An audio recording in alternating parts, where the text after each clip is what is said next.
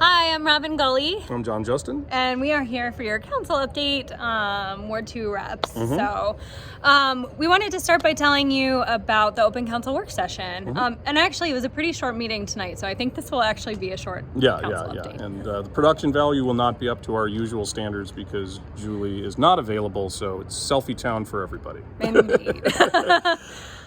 So to start out, we had open council work session. The main thing that we talked about in open council work session was making it more open to dialogue between the council members. We've been trying to kind of reformat it because, of course, during COVID and during all of the other stuff, it became a very stiff sort of meeting. And, you can't have the sort of discussions you want to have. An important thing to remember about it is it doesn't carry the same rules as a council. We have strict legal guidelines on how council has to be done. Open council work session, no actions are taken. We don't pass anything. And so we have a lot more leeway on how it can be done. The big points, I think, are relaxing the feel of it so we can talk more openly and kind of get dialogue going. It's going to continue to be televised. That was extremely important, I think, to everybody. And then just some other minor changes to kind of change it into more of a format where people can throw ideas out and kind of roll with it as we go. So I think that's going to be great. And we'll see how it goes. If we need to change some things, we'll change them. But yeah, it looked promising. Yeah, definitely. Then we went right into the council meeting. Yes. Like I said, it was kind of a short, sweet council meeting for the most part, but we did have a few people who came to speak during citizen comments. Kevin Hendricks came to talk about the bike trail, and he did the West St. Paul Rider event yesterday on the new trail, and it looked like it was just great. Sounds like it went well, yeah. And we got a lot of good comments from people who said that West St. Paul has become a biking destination, which is pretty awesome. Yeah. So we were excited for that. And then Yeah, James Johnson Jr. came.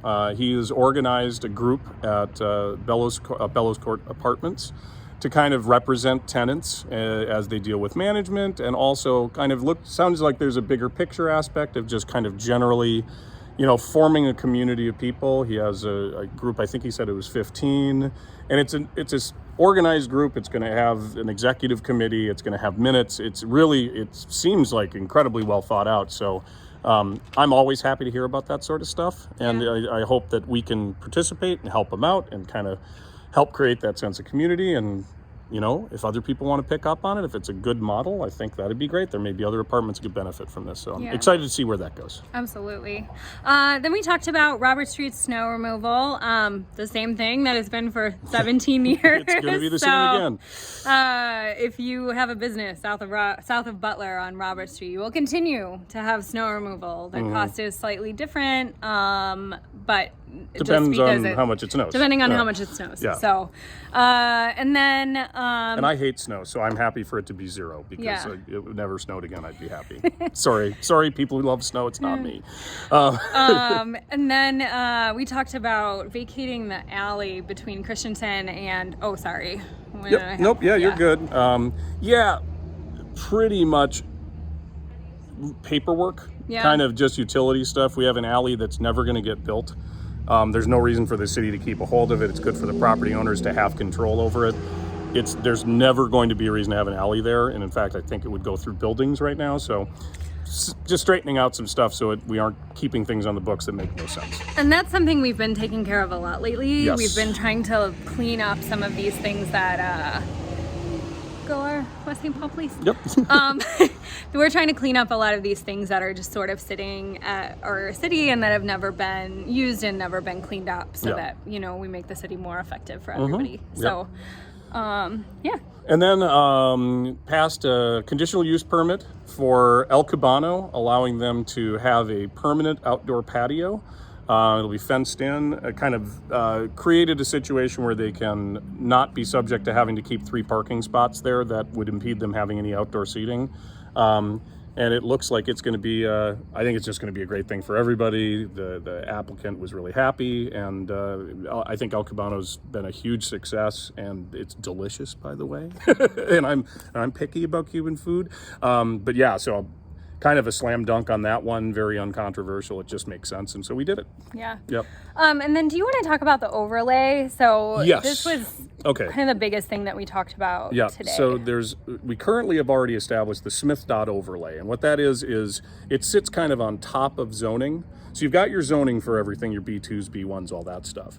And then you can do an overlay which allows you to change rules for an area that fit the area better. And the reason it happened on Smith dot is the idea that we wanted to see a more pedestrian friendly, wanted to allow for places to come in and not have onerous parking requirements. I mean, the big example is Foodsmith, which came in and would have required, I think I heard at one point they would have had to have 45 parking stalls spots, yeah. under our current rules. Doesn't make Never would have sense. happened. And so we wouldn't have gotten Foodsmith, we wouldn't have gotten some other buildings. So we looked at, and I think it came up because El Cubano was in there, and it opened up the discussion of the 40 acres, which has a similar area where you have some underutilized right now commercial buildings. And the question is that because the people that own those buildings don't have the capability to do cool stuff that's a little different, that fits that neighborhood business feel? And so the overlay, we're expanding it kind of down. If you imagine going down Dodd through into the 40 acres where the new North 40 Tavern is, and various other buildings that are over there, and just kind of opening it up so that people, either through redevelopment or different ideas for buildings, or helping business owners do what they do better because they won't have the strictures they have. So that's the idea behind it. We did eliminate Cherokee Auto Service after some discussions with the owners, because there were some things in the overlay that would have made it difficult for them to have the opportunity to expand down the road, and they were concerned about that. So what we did, which I think was good, is we kind of cut them out of the overlay, and the overlay is really kind of you grab where it makes sense, and then kind of gave, I won't say a promise, but a nod to the idea that down the road, if Cherokee was, instead of maintaining a service station, if they wanted to have a restaurant or some other use there, that we would then reconsider whether it made sense to pull them into the overlay. So it's kind of a best of both worlds thing for that business. And, really that's what we're trying to do at the city, is let our local businesses have the ability to do what they do well and expand and grow and change whatever way they want to, and not put roadblocks in front of them because, well, your zoning says you can't do this. So even though everybody would love it, it's a great idea, too bad.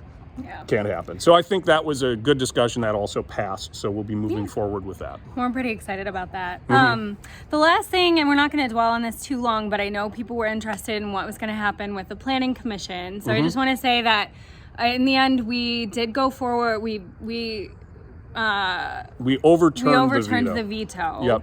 And so the motion as it stood last time has now moved forward with that vote. And so Liz Gillen will be appointed to the Planning Commission, and then we will come back, we will look at adding 2 seats and establishing ward balance on the Planning Commission. And that's going to take discussion. We're going to need to do an ordinance. There'll be lots of times to tweak it, but that's the direction that we're moving in. And so that for now is resolved, and you'll see more discussion of how we're going to do that and what that shape that takes as we move forward. Yeah.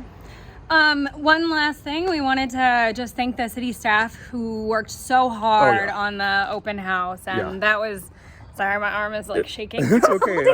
I had a longer arm, it probably would have been better, but I'm bad at selfies.